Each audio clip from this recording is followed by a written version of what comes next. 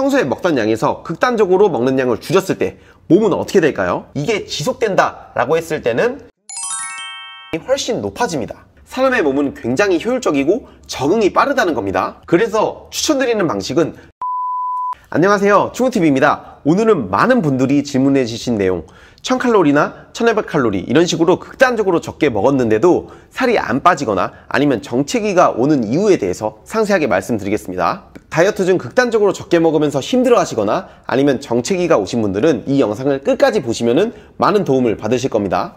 우선 알아야 할 것은 다이어트를 위해서는 마이너스 영양 상태여야 합니다.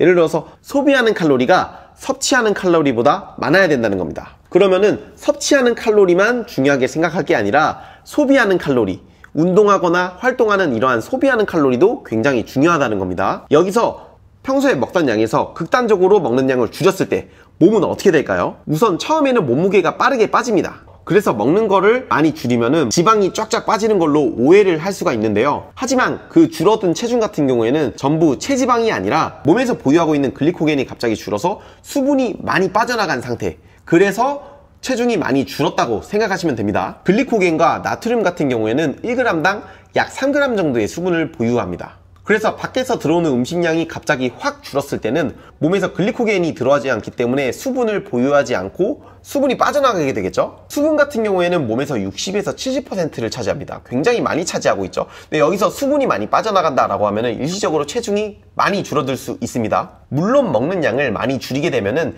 체지방도 줄어들지만 먹는 양을 줄인 만큼 몸에서 글리코겐과 수분도 많이 빠져나가고 이게 지속된다 라고 했을 때는 근손실이 일어날 가능성이 훨씬 높아집니다. 근손실 같은 경우에는 다양한 이유로 이루어지지만 개인적인 생각으로는 먹는 양을 많이 줄였을 때 그때 가장 근손실은 많이 이루어진다고 생각을 합니다. 탄수화물 같은 경우에는 웨이트 트레이닝 같은 고강도 운동 시 주된 에너지원입니다. 다이어트 하면서 대부분이 고강도 운동, 웨이트 트레이닝을 하죠. 탄수화물은 많이 줄였는데 계속 똑같이 고강도 운동을 하려고 하면 몸은 어떻게 되냐면은 그 에너지를 만들기 위해서 탄수화물이 아닌 물질, 예를 들어서 단백질이라든지 지방, 젖산 이런 물질로, 당이 아닌 물질로 당을 만드는 당 신생 과정을 걸치게 됩니다.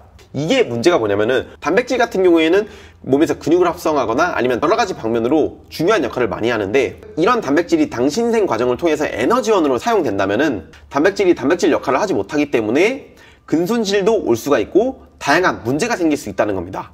가장 중요한 점은 사람의 몸은 굉장히 효율적이고 적응이 빠르다는 겁니다.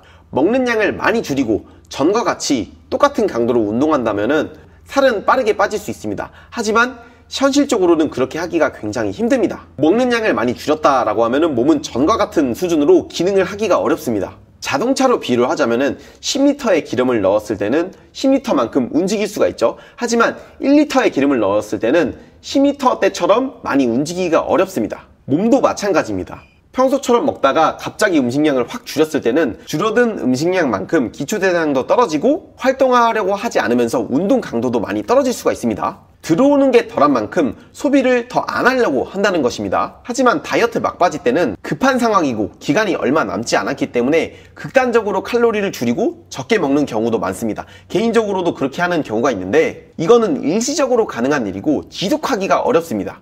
스타크래프트로 예를 들면은 마린이 스팀팩을 쓸 때 갑자기 세지고 효과는 좋지만 일시적으로만 가능하고 그만큼 체력이 줄어들죠. 그거랑 같은 맥락이라고 보시면 됩니다. 극단적으로 적게 먹는다면은 몸의 기능이 떨어지고 운동 컨디션, 운동 강도도 떨어지면서 몸은 같은 상황에서 활동을 덜 하려고 합니다. 예를 들어서 횡단보도를 건널 때 시간초가 조금밖에 안 남았을 때 평소에는 뛰었다면은 극단적으로 적게 먹을 때는 뛰기보다는 다음 신호를 기다리고 천천히 움직이려 합니다. 운동 시 강도가 떨어지는 것뿐만 아니라 일상생활에서도 저절로 에너지를 아끼려고 한다는 겁니다. 또 적게 먹은 만큼 몸은 생존에 필요하지 않는 것을 안 하려고 합니다. 예를 들어서 생존에 머리는 중요하지 않기 때문에 머리를 만들지 않으려고 하기도 하고 성욕이 줄어들거나 아니면 여성분들 같은 경우에 생리불순이 올 수도 있습니다.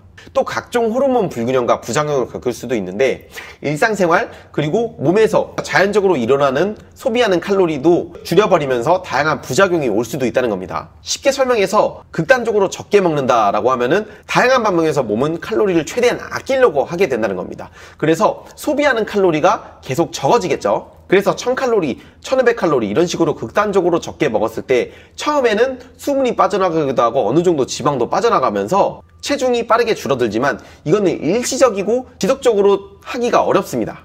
그래서 그만큼 빠르게 정체기가 올 수가 있다는 겁니다. 또 줄어든 칼로리에 빠르게 몸은 적응을 하기 때문에 덜 움직이고 일상생활에서도 에너지를 계속 아끼려고 한다는 겁니다. 또 초반에 빠르게 줄어든 체중도 지방 위주로 빠진 게 아니라 근손실이 일어나기도 하고 수분이 많이 빠져나간 그런 체중이라고 생각을 하시면 됩니다. 그래서 추천드리는 방식은 처음부터 갑자기 극단적으로 음식량을 줄이기보다는 클린식을 잘 먹어가면서 처음에는 운동 컨디션이 떨어지지 않도록 정확하게 운동을 잘 해줍니다. 그러면서 몸무게가 빠지는 거에 따라서 서서히 조금씩 음식의 양을 줄이면서 변화를 주거나 아니면 먹는 거는 그대로 냅두면서 운동 강도를 높여나갑니다. 얼마나 음식량을 줄이고 얼마나 운동량을 늘리는지 이거는 정답이 정해져 있지 않습니다. 왜냐하면 사람마다 운동 강도, 평소에 활동하는 칼로리, 기초대사량이 다 다르고 다이어트 목적, 예를 들어서 기간이 얼마 안 남았다 하면은 근손실을 감소하면서 빠르게 빼고 기간이 많이 남았다라고 하면은 근손실을 최소화하면서 천천히 뺄 수가 있겠죠.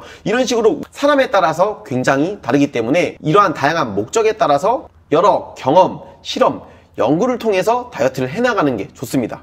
그래서 다이어트 같은 경우는 100% 정답이 있는 것이 아니라 본인에게 가장 잘 맞는 그리고 본인 목적에 맞는 다이어트를 해나가는 것이 상당히 중요합니다. 이렇게 오늘 1000칼로리, 1500칼로리 이런 식으로 극단적으로 적게 먹는데도 살이 안 빠지거나 정체기가 오는 이유에 대해서 말씀드렸는데 몸은 갑자기 빠르게 변하거나 좋아지기보다는 천천히 변하기 때문에 꾸준히 멀리 보고 다양한 연구를 통해서 다이어트를 하는 것이 좋다고 생각을 합니다. 앞으로도 바디프로필, 식단, 영양 등 다양한 영상으로 돌아오겠습니다. 궁금한 점은 댓글로 남겨주시고 추구TV 구독, 좋아요 부탁드립니다. 감사합니다.